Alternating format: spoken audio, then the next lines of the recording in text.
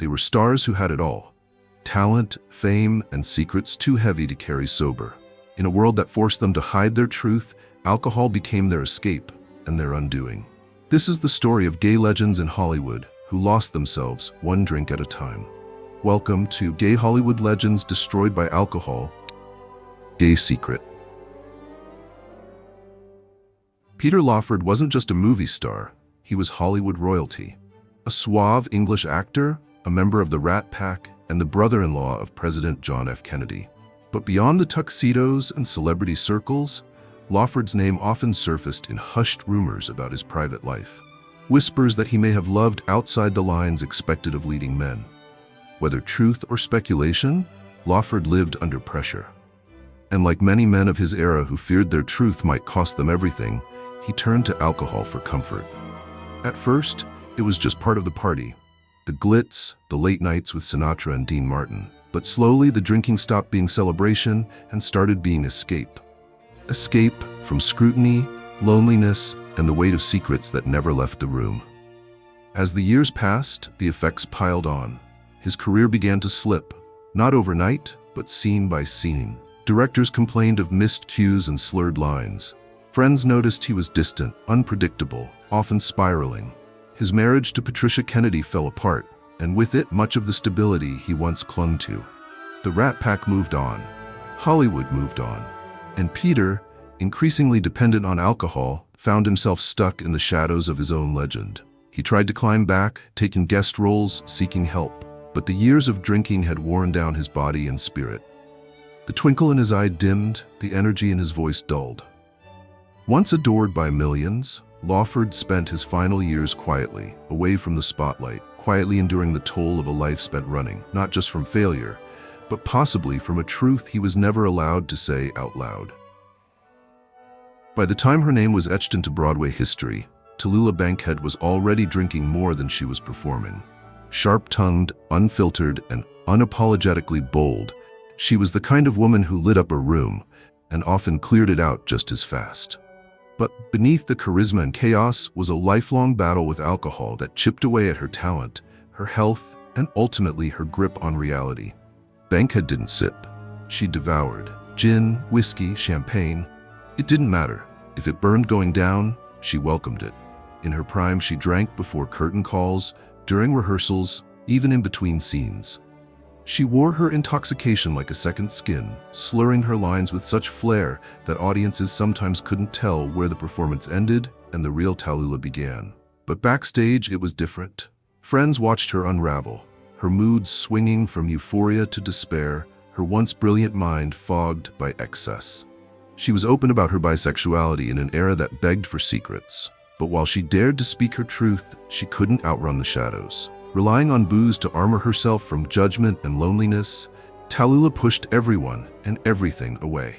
Her health began to falter. Her voice, once sultry and commanding, turned raspy and brittle. She lost roles, alienated producers, and fell into long periods of isolation. But still, she drank. By the 1960s, Bankhead was a ghost of her former self. Thin, exhausted, and emotionally frayed. The glamorous parties turned into solitary nights with a bottle and a memory of who she used to be. She had outlived many of her contemporaries, but she was no longer truly living. Her story faded quietly, leaving behind a legend wrapped in wit, rebellion, and sorrow soaked in alcohol. Though Errol Flynn was never publicly out, his name often appeared in hushed rumors, whispers of secret liaisons, gender-defying affairs, and a charm that didn't always choose sides. He may not have claimed a label, but the mystery surrounding his private life only added to the allure and the pressure. Like many in Hollywood's golden age, Flynn lived under intense scrutiny. And to cope with it, he turned to alcohol. Not as a party favor, but as a shield. Flynn's drinking became notorious. He didn't hide it. He flaunted it. From yachts to hotel suites, he drank through the nights and rolled onto sets in the morning with bloodshot eyes and the bravado of someone who thought the rules didn't apply. But they did. And while the camera still adored him, the man behind the roles was slowly unraveling. The consequences showed fast. His acting, once effortless, began to stumble.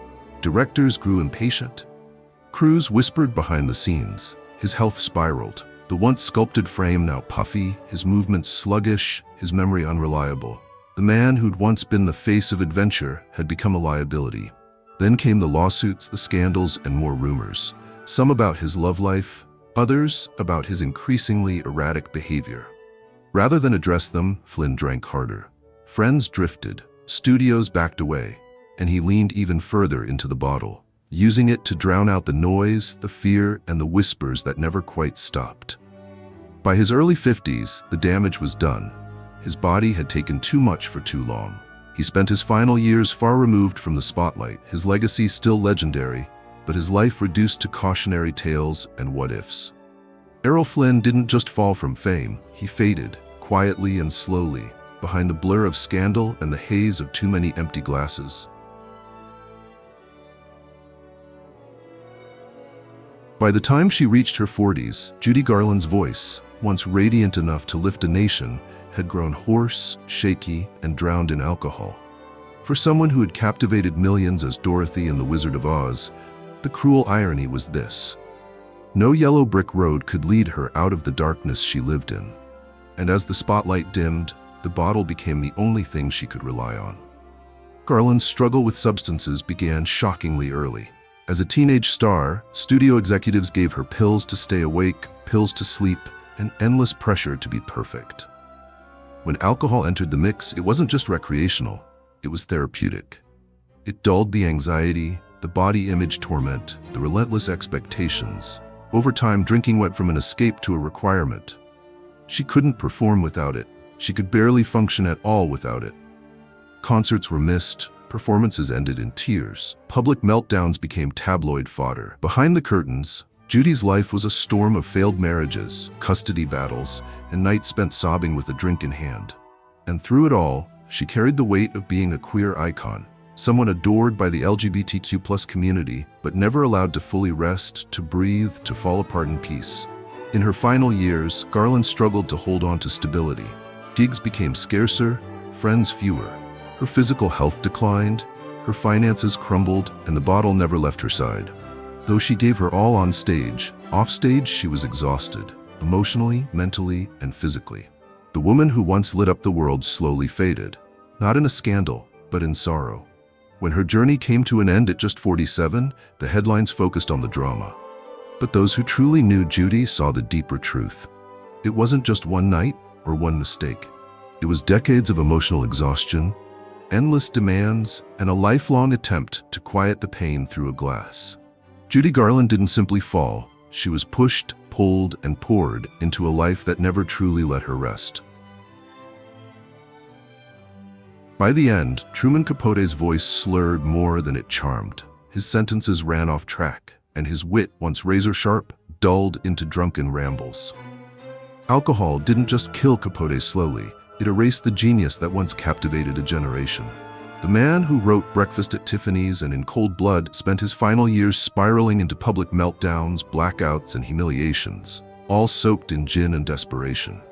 Capote was never shy about being gay in a time when that boldness could end careers. But what truly haunted him was the emptiness that came after fame, and alcohol filled that void. It started with champagne at elite parties and ended with vodka in a plastic cup at strangers' homes. His dependency grew monstrous. He drank on talk shows, insulted friends, burned bridges, and alienated the very social circles he once ruled. He didn't just fall from grace, he stumbled, bottle in hand, through every rung of the ladder on his way down. Friends begged him to sober up. Rehab stints were brief and ineffective. Capote would leave early, claiming sobriety was boring. But the truth was, he couldn't write without drinking, and he couldn't live without writing. The pressure of being brilliant, of staying relevant, crushed him. In his final public appearances, he was bloated, incoherent, and visibly ill. His once sparkling mind was dulled by decades of intoxication. In 1984, at just 59 years old, Capote died of liver disease and drug intoxication in the guest room of a friend's house. The coroner's report was blunt, a lethal combination of barbiturates, tranquilizers, and alcohol. But the real cause was a life spent trying to outrun rejection, loneliness, and the cruel edge of fame. Truman Capote didn't just die because he drank. He drank because it was the only thing left that still listened. Before he was 40, alcohol had already done what critics and scandals couldn't. It dismantled one of Hollywood's brightest stars from the inside out. For Montgomery Clift, liquor wasn't just a habit. It became a slow-burning poison that corroded his body, clouded his mind, and shattered the career he built with blood and brilliance. After a horrific car crash in 1956 left his face permanently disfigured, Clift turned fully to alcohol to numb the pain, both physical and emotional. The aftermath of the accident became a turning point. His drinking escalated from casual to destructive. Once known for his discipline on set, he grew erratic, incoherent, and unreliable. Studios hesitated to cast him, and those who did often regretted it. His memory deteriorated, his mood swung violently, and scenes that once took a single take now dragged into dozens. But the bottle wasn't just killing his career, it was eating away at his soul.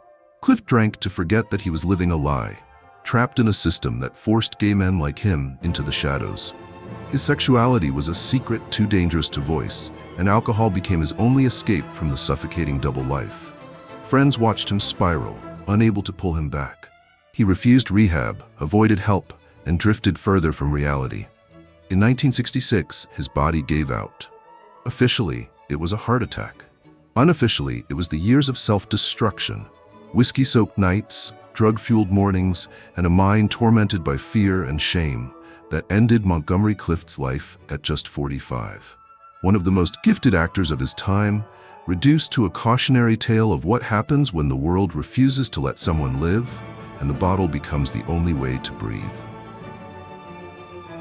By the time Tennessee Williams reached his 60s, he could barely form a sentence without slurring it. His hands trembled, his thoughts tangled, and the typewriter, once his weapon of choice, now sat quiet beneath layers of dust and empty bottles. Alcohol didn't just dull Williams' brilliance, it strangled it, slowly and unapologetically.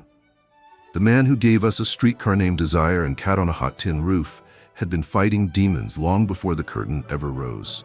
A gay man in a conservative America, Williams endured a life of repression, heartbreak, and shame. But instead of facing those wounds head-on, he reached for the nearest escape, a bottle of whiskey, a glass of wine, whatever would hush the voices that haunted him. The success of his early plays gave him money and access, and he used both to chase oblivion. What began as a creative crutch became a crutch for living. He started drinking before breakfast, hiding liquor in drawers and under beds. His speeches at award shows turned into slurred rants. Directors and actors once eager to work with him grew hesitant. His plays flopped, his health deteriorated, and the press mocked his decline with cruel delight. He tried rehab, prayer, even exorcisms. None of it stuck. Williams believed suffering was necessary for great art, but alcohol turned that suffering into a prison. By the 1980s, he was frail, isolated, and mentally fraying. His once powerful imagination dissolved into paranoia and confusion. Yet the bottle stayed close, a cruel companion he could never leave. In 1983, at age 71, Tennessee Williams was found dead in his hotel room. Official reports say he choked on a pill bottle cap. But everyone who knew him understood. It was years of alcohol abuse, depression, and emotional ruin that led to that quiet, undignified end. He wrote about broken people, maybe because he was one. And in the end, not even genius could save him from himself. For years, Rock Hudson was the definition of Hollywood masculinity. Tall, chiseled, charming. But behind that square-jawed image was a man slowly unraveling, quietly leaning on alcohol as the only friend who wouldn't betray him. While audiences saw him as the picture of health and charisma, the truth was far more fragile. Hudson's relationship with alcohol was no secret to those closest to him. He drank to soften the loneliness, to silence the truth he could never speak aloud in public. As one of the most bankable stars of his era, he couldn't afford to be openly gay in a world that idolized him as the romantic hero. So he swallowed his truth and chased it down with scotch. Over time, the alcohol began to show. On set, he grew less reliable, sometimes arriving late, other times forgetting lines or slurring them during filming. Friends noticed his mood swings and growing detachment. But few dared to question him. Hudson was, after all, Hollywood royalty. And like many in his position, he believed he could drink away the weight of his secret. The years of drinking took their toll. His liver weakened, his energy declined, and his once vibrant presence began to dim. Still, he kept up the facade, even as his body sent warning signs. When he was later diagnosed with the devastating illness, it wasn't just the virus that wore him down. It was decades of emotional isolation and physical neglect that had already left him depleted. In his final years, Hudson lived far from the spotlight that once adored him. The sparkle had faded, and the silence became louder than applause. He slipped away in quiet dignity, far from the grand roles that once defined him. Behind the legacy was a man who never got to live freely, and who tried to ease that ache, one drink at a time. Long before the world understood the term internalized shame, Anthony Perkins was living it, quietly, painfully, and with a glass in hand. Best known for his chilling performance as Norman Bates in Psycho, Perkins was more than a character actor. He was a man walking a tightrope between fear and fame, and the higher his star rose, the more he leaned on alcohol to steady himself. For Perkins, drinking was never about pleasure, it was survival. He was a deeply private man in an industry built on exposure, a gay actor at a time when being honest could mean the end of everything. So he played the part, the romantic lead, the mysterious heartthrob, the husband.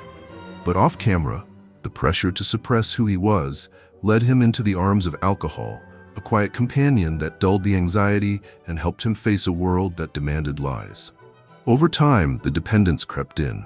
He began drinking before auditions, before interviews, before scenes. Colleagues noticed a change. His energy dimmed, his presence more withdrawn, his movements slower. Some chalked it up to age or the weight of fame. Few knew he was wrestling with something far deeper than stress. Relying on liquor to feel normal soon turned into needing it to function at all. Perkins never had a public downfall, but those who knew him understood that his sparkle had been quietly fading. Years of drinking took a toll on his health and mental state. Though he married and had children, there was always a shadow, a part of him that never came out from hiding. And the longer it stayed buried, the more the bottle filled the space. In his final years, Perkins faced a serious illness that weakened his body. By then, his past choices had caught up with him. The years of silence, suppression, and self-medication had left deep scars. He exited the world with more questions than answers left behind. And while many remember him as a master of suspense, the real tragedy was how long he lived afraid, and how often he reached for the bottle to quiet that fear. By his mid-30s, Sal Mineo, once a teenage heartthrob with 2 Oscar nominations, had become nearly invisible in Hollywood. He wasn't in demand, he wasn't invited, and he wasn't pretending anymore. The boy who had once lit up the screen in Rebel Without a Cause was now pacing his apartment alone, pouring drinks to silence the ache of rejection, typecasting, and a truth the industry wasn't ready to hear, that he was gay and done hiding it. Mineo's relationship with alcohol was quiet but constant. He didn't cause scenes or crash sets. Instead, he drank in solitude, a glass here, a bottle there, the slow fade of someone no longer seen. After coming out privately in the late 60s, roles dried up. Studios didn't want an openly gay actor unless he was willing to lie, and Sal Mineo had grown tired of lying, so he chose honesty and paid the price. The loss of fame hit him hard. He tried directing, teaching, even theater, but nothing could replace the spotlight that had once embraced him. Alcohol filled the gaps, the long nights, the empty calls, the whispers of what he used to be. Friends noticed he had become withdrawn. His once playful energy turned somber, his hope worn thin. The bottle dulled the pain, but never erased it. Though he fought to reinvent himself, the industry kept him in exile. He carried the weight of being one of the few young male stars of his era, rumored to love other men. And while that truth may have liberated him personally, it isolated him professionally. The loneliness grew, and with it, the drinking. Sal Mineo's story didn't end with a comeback. It ended quietly, unexpectedly, while he was just beginning to feel seen again. But long before his final night, his light had already dimmed. Not because he lacked talent, but because the world refused to make space for both his truth and his art. And like many before him, he found temporary refuge in the bottle when what he truly needed was to belong. They made history on screen but lived in silence off it. Their stories remind us, Being true to yourself shouldn't come with a price. If this video moved you, hit like, leave a comment, and subscribe for more LGBTQ+ stories that matter. Thanks for watching. This is LGBTQ+ Vibes.